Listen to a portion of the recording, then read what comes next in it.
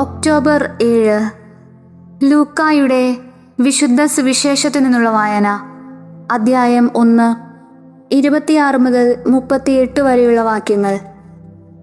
അക്കാലത്ത് ഗബ്രിയേൽ ദൂതൻ ഗലീലയിൽ നസ്രത്ത് എന്ന പട്ടണത്തിൽ ദാവീദിന്റെ വംശത്തിൽപ്പെട്ട ജോസഫ് എന്നു പേരായ പുരുഷനുമായി വിവാഹനിശ്ചയം ചെയ്തിരുന്ന കന്യകയുടെ അടുത്തേക്ക് ദൈവത്താൽ അയക്കപ്പെട്ടു.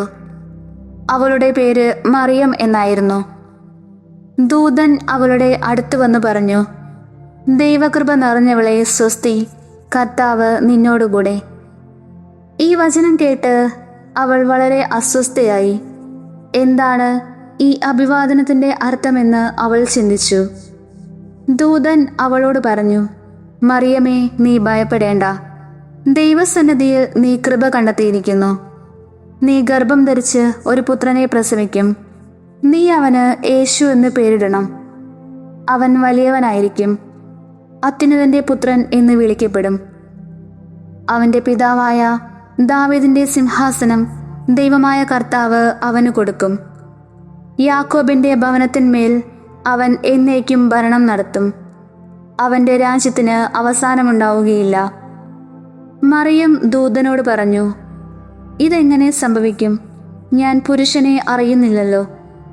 ദൂതൻ പറഞ്ഞു, പരിശുദ്ധാത്മാവ് നിന്റെ മേൽ വരും, അത്യുന്നതന്റെ ശക്തി നിന്റെ മേൽ ആവസിക്കും. ആകയാൽ ജനിക്കാൻ പോകുന്ന ശിശു പരിശുദ്ധൻ, ദൈവപുത്രൻ എന്ന് വിളിക്കപ്പെടും. ഇതാ, നിന്റെ ചാർച്ചക്കാരി വൃദ്ധയായ എലിസബത്തും ഒരു പുത്രനെ ഗർഭം ധരിച്ചിരിക്കുന്നു. വന്ധ്യ എന്ന് പറഞ്ഞിരുന്ന അവൾക്ക് ഇത് 6-ാം മാസമാണ്. ദൈവത്തിന് ഒന്നും അസാധ്യമല്ല. മറിയം പറഞ്ഞു, ഇതാ കർത്താവിൻ്റെ ദാസി, നിന്റെ വാക്ക് എന്നിൽ നിറവേറട്ടെ. അപ്പോൾ ദൂതൻ അവളുടെ മുൻപിൽ നിന്ന് മറഞ്ഞു.